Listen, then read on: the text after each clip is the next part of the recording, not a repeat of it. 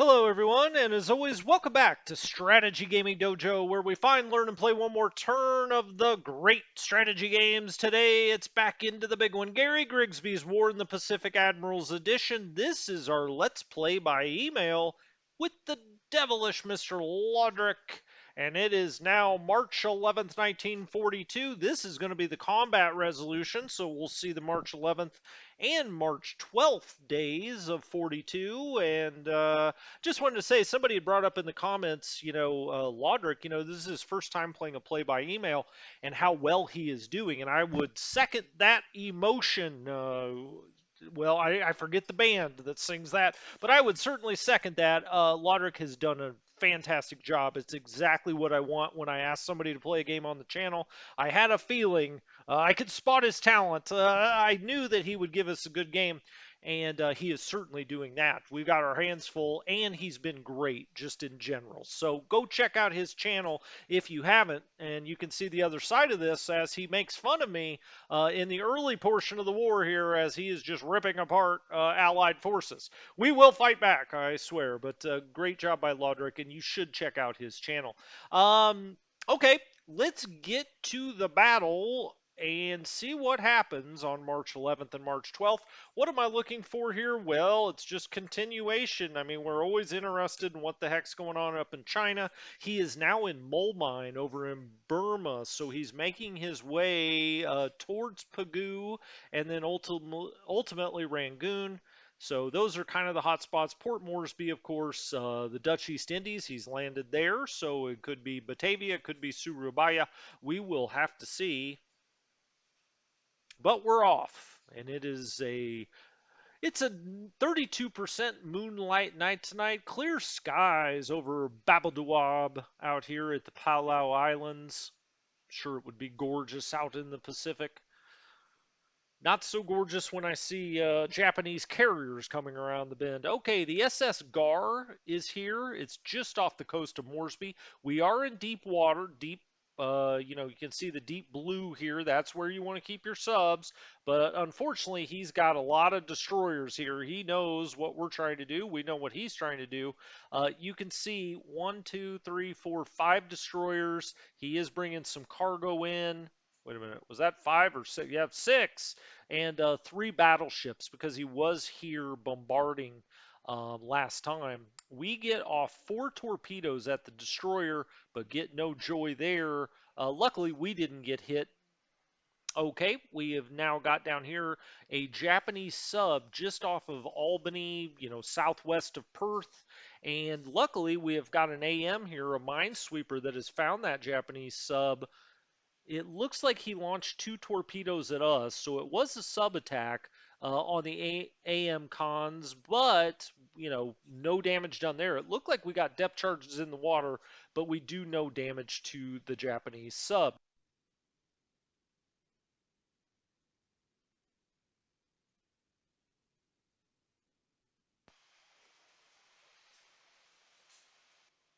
All right, just going through its usual phases here. God, I love this game. The AKL Sapporo sinks, so we had a little one-point cargo ship that has gone down off the northwest coast of Australia. Unfortunately, the salvagers will be out there at some point, see what they can find. I think it was empty coming back from Darwin.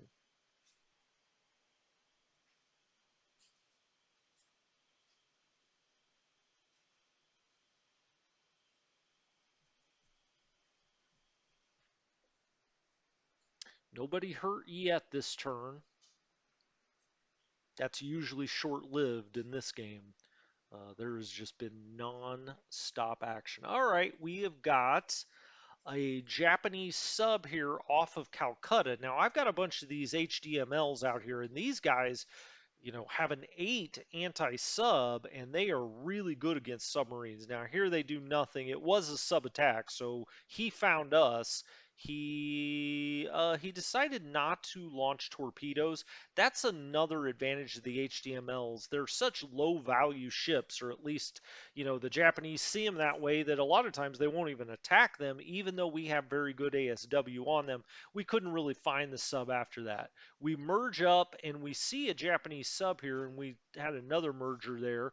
Now, this is a Dutch sub, and it looks like we've run into some a big Japanese task force, cruiser, two light cruisers, a bunch of destroyers. This was the SS S-36 ASW attack, so he found us there, but no damage done.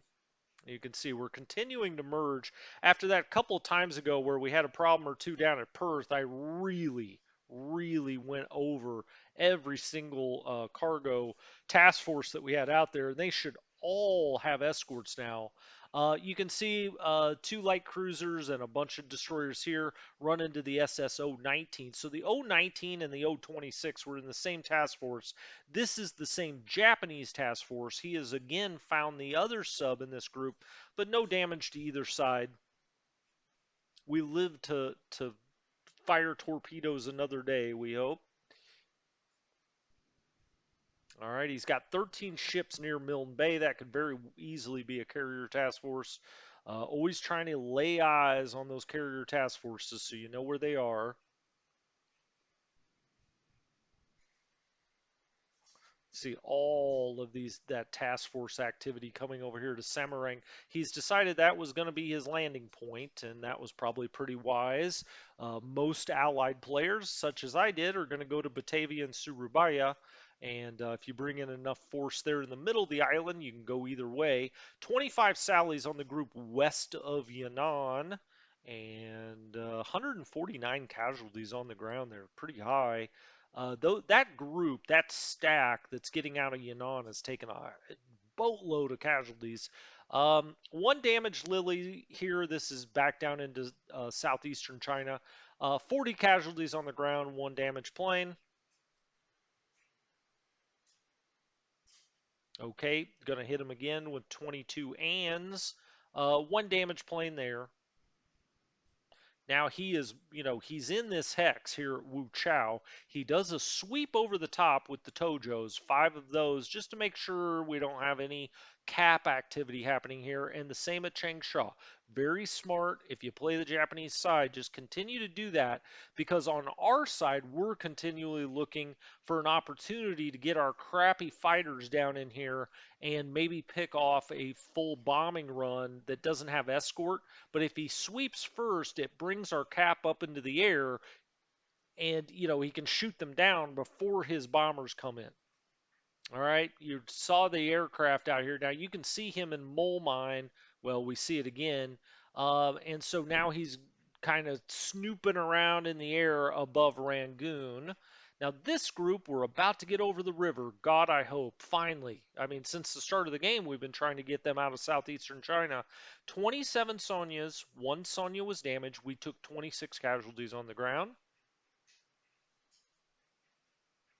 Okay, 9 ands in on this group in southeastern China. We take no losses, and neither do the Japanese.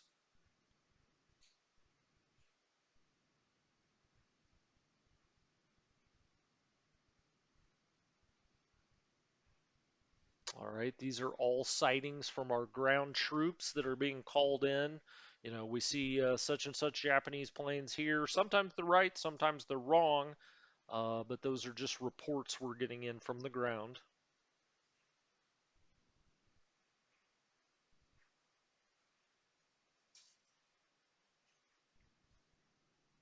Now, when I say they're wrong, like 5 Japanese ships just off the coast of Alaska, that's probably wrong. That is poorly trained naval search pilots, or 6 ships right off of San Francisco. Now, it could be submarine activities, so don't just dismiss it out of hand. But when it tells you there are just 5 lonely ships that are out sailing around Alaska, probably not. And they sometimes can misidentify. They can be our ships, so they will spot a task force. They just misidentify them as Japanese ships. 12 Bettys, 16 Nels in on Madan. We took some casualties on the ground there. 15 Nels on the follow-up bombing run. We take 60 casualties on the ground, so he just beaten this into submission as he likes to do. And then this group that got kicked out of Leh is now trying to get across here to this base on the western side of Papua, and now he's going to bomb the living daylights out of them. That's 66 bombers in. One of them gets damaged. We take 36 casualties on the ground. Well, it could have been worse. It's a lot of bombers, but again, you can use those kind of bombing runs to train your bombardiers. So, they're just because they don't do a massive number of casualties, they can still be worthwhile. That's a lot of what he's been doing in China, but he has been getting a lot of casualties. So, it's working double benefits certainly. All right, the SS Cachalot that is in the deep water here just by Rabaul, unfortunately, probably got found out by a destroyer there. Yeah, ASW attack. Now that's too bad because those are two AOs coming in with fuel. Would have been nice to hit one of those, but the Cachalot was sighted by an escort first, did not get any torpedoes off at those juicy targets. Cachalot going to give it another run here. Well, it's another ASW attack with some PBs out here. Again, he's doing an excellent job on his escort. We continuously are running into destroyers, the sub chasers, the SCs, the PBs. They all have ASW ability for the Japanese, and he is really doing an excellent job. I mean, we've had very few clean shots, and the ones we have, I mean, we've had some great ones. We had one at a battleship, we had one at a carrier, but our torpedoes stink, and we're not very skilled with them to begin with. And so, yeah, it is not paid off yet. Mole mine, here comes an attack, Japanese deliberate attack. You can see the strength. This is what he loves to do. He gets these super armies built together, and I mean, you can look at this. If we added all this up, what are we? We were well over 2,000 av. Well, we just don't have the strength here to hold that off, certainly. So we are going to get beaten up here. He reduces fortifications to 0 eventually. Mole mine, we do have a battalion surrender, and then we have the rest of them retreating. But you can see here the adjusted value 1715. He's got an assault value of 2502 with 71,000 troops, 731 guns, and nearly 580 tanks. I mean, we have nothing that can deal with that. We have got to go to partisan warfare. And as you see here, 193, 1358. We've seen that over and over on the ground in this game. Here's another Japanese deliberate attack. Now, this time he's just going to knock these guys over the river, and I'm okay with that. Let's hope we didn't take too many casualties. Japanese took 47. We took 1304. Now he's bombarding us. This stack or in these stacks here, nobody takes any losses because I actually think maybe we have a little bit more strength right here in this hex than he does, but it disrupts our troops. The artillery does, even if it maybe doesn't cause casualties. Okay, now we're expanding airfields and expanding fortifications, expanding ports. This is near the end of the turn after the land move attack phase, which is kind of the last action of the turn. Once you see the land units start to battle, then that's kind of the last thing. Usually it's the ships first, then it goes to planes, and then it goes on to the land um, for the different battles. So that was March 11th. We'll see what we get in here at the end of this turn, and then it'll flip over to March 12th. Let's see as it jumps around here what new stuff came in. Yeah, we're accumulating lost points. We'll talk about that in the next setup phase. I have a ship out there, the Joseph T. Dickman, that is 20 points every single damn day that it's not withdrawn. And I got it into a task force that is now sailing towards Australia, and I really can't take it out. It's got troops on it, so I'm trying to get them there as fast as possible. But we are losing points as we go. Now, it may be worth it to get troops to Australia faster, but that is a big number, 20 points every turn, obviously, or every day, not just turn. It's 40 per turn, so we've got to get that taken care of.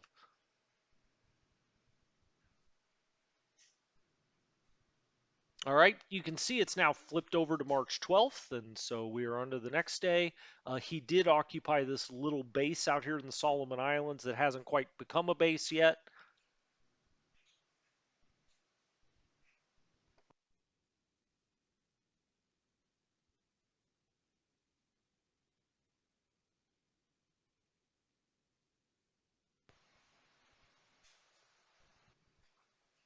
I think I say this all the time. I can't remember the exact number of phases that this goes through. I think it's something like 54 or something, but each one has like three or four subparts to it. There's just never been a game created like this before or since. Repairing ships ends that pulse, so it goes through 12-hour pulses, 2 pulses per day. All right, now it's beautiful daylight. Forecast is rain over Port Moresby. Just saw that. There's more ships coming into Rabaul. We, you know, radioed that in somehow.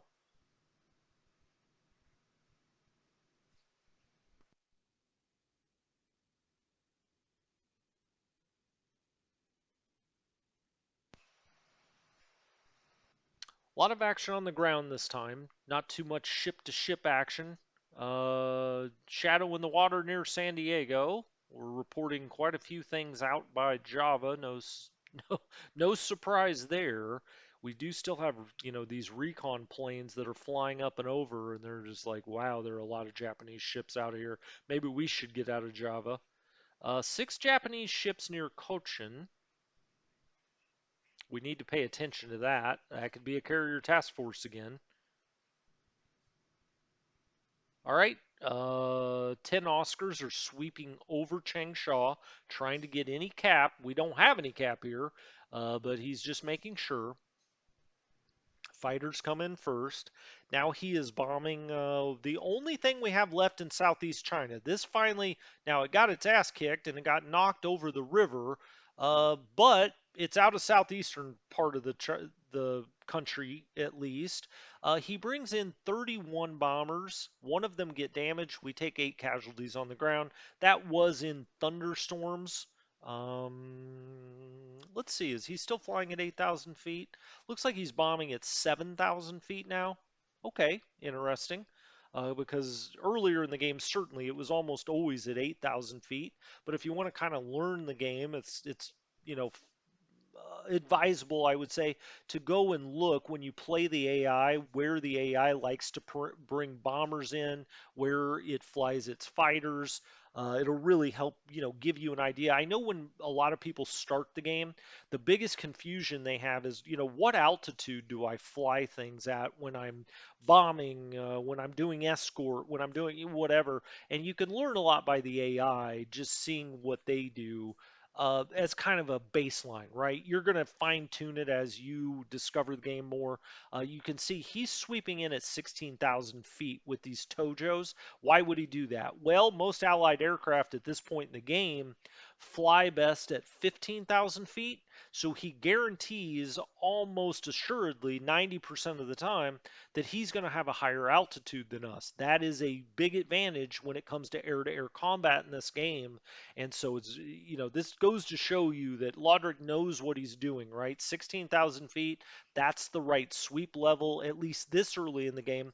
Later on, that'll bump up as planes get better, they get more maneuverable at higher altitude. But this early on, that's probably the perfect setting, 16,000 feet.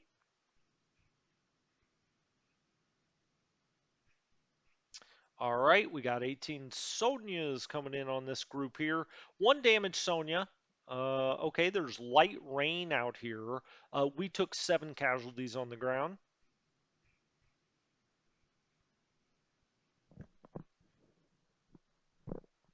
Bombing in the rain or overcast, cloudy conditions, of course, will be a penalty. 13 casualties reported here. Again, it's light rain. It's kind of raining all over here. Hey, we got our Mitchells out here, and he didn't get any zeros up. So we've got some Mitchells. We've got an AP in our sights. For freaking once, hit a boat, man. No, we miss. Well, that's all you can do. We put him in position. We had an AP there, a troop transport, and we just missed. Yeah, what can you do? We don't have very good um, bombers right now. We just don't. So now look at this. So I decided that while he was down here, I was like, let's do a little ground bombing on the Japanese for once, right? So we had some Hudson 2s here. I have the 2B Trops that are in Rangoon that can fly escort. So in case he got zeros up, we were going to be fine. I mean, we can get in an air-to-air duel with our Hurricane 2B Trops, certainly. As it turns out, we have one damage and one destroyed Hudson 2A, and we hit nothing on the ground. Ugh, oh man! Again, the vast majority of you are going to be playing the Allies. Just everybody that starts this game, for the most part, starts with the Allies. Early in this war, you're hapless, not helpless, hapless. Your bombers just aren't good. The bombardiers, the guys that are actually doing it. The planes are not terrible. I mean, the Hudson's fine. It got us out there, right? And then it's about the guys dropping it on their heads. Now, the problem is heavy rain, okay? I say the problem. That's one of the problems. We dropped it from 8,000 feet. We had four 250-pound bombs, but they did not find target. So, oh well, it was fun little joyride. We did lose one of the Hudsons. The other one got damaged. It'll get repaired. So we lost one plane on that little adventure. But they gained some experience, or bombardiers did. It's the same thing that Lodrick is doing, but he's just got a lot better bombardiers at the start, certainly.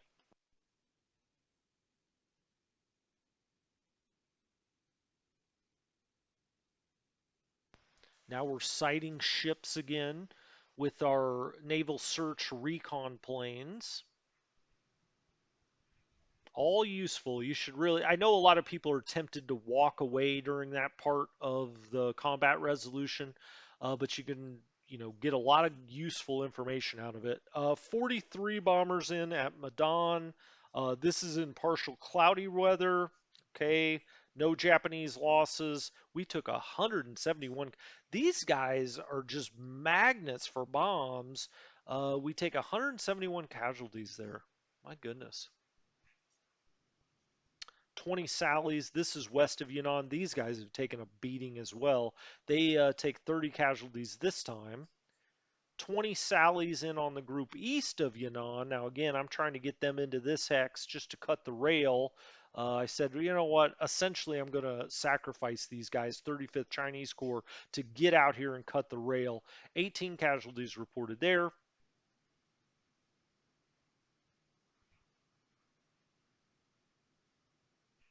Now, these are our ground troops calling in. So he's knocked us out of Mole Mine. We'll have to go back and try to set up our defense. Eventually, he will get to Rangoon. And with 2,500 assault value, I just don't think we can stop him. I don't know how we could. There's no way unless we would have taken the entire 3rd Indian Corps to Rangoon, which you certainly can. Without that, but the problem with doing that, and maybe you say, well, why didn't you do that? The problem with doing that is it's almost impossible to supply that many troops in Rangoon. He'll have the same problem when and if he takes it, but we'll see. Subchaser out here, ASW attacked near Rabal, so the Subchaser found the cachalot. Okay, we had a juicy target. We saw those two AOs come in, and gosh darn it. So the Grayling here, the SS Grayling, the submarine, not looking good there. We'll see if we can get it back to Townsville. That's probably where we're going to have to take it. Amphibious assault at Basalin. Okay, well, he's unloading there. We don't have anything there, so he's going to take it. Oh, look what he did. So we were trying to get these guys from Leh into this base. He is now landing there. Amphibious assault at Tarapo. Now, the guys out of Leh, there wasn't much left of that anyway. But pretty smart. He lands there, so we don't have a base to go to for any kind of potential rebuild. Now those units would have never rebuilt. They're done for. We can't get anything up to Papua right now anyway. But that finally puts the final nail in their coffin. Finally puts the final. Yeah, you know what I meant. Southeastern China here. Okay, I mean we're kind of even strength or even-ish strength. He keeps doing bombardment attacks. We don't really know the level of disruption of our troops. We didn't lose any troops. We didn't take any casualties, but nothing more can be gleaned from that. And now we're going to start to expand. So that was it. A really quiet turn at sea and in the air for the most part. We had that prime chance with those Mitchells over a troop transport, but missed. That's kind of been the story for us so far, and it's not an unusual story when you play the Allies uh, in 1942. It's just you're gonna miss a lot. All you can do is just put them in position, and hopefully it works out. Get a good dice roll here or there, and who knows, maybe you hit a carrier or battleship or something, or a troop transport like that, and take out a regiment or something. But no such luck this time. But really, on the ground, the big thing that we saw this time is he did kick us out of Mole Mine. He's headed for Pagoo, and that is the doorstep of Rangoon. So we'll come back, set up, we'll go look around the map. Maybe we'll really take a look at that Rangoon area this time. You see the stuff we have coming in. We've got 4th Group Army at Chungking. We had a tanker that came into Abaddon. Not a whole lot that turn that came in. So anyway, when we come back, it will be the setup phase, March 13th. 1942. As always, if you like this video, just give it a like. Let me know. I would appreciate it. Also gets us up the search, gets it more visibility for somebody that may be searching for a good World War II game. So anyway, give it a like, give it a subscribe. I'll talk to you next time. This has been Strategy Gaming Dojo. Have a great one.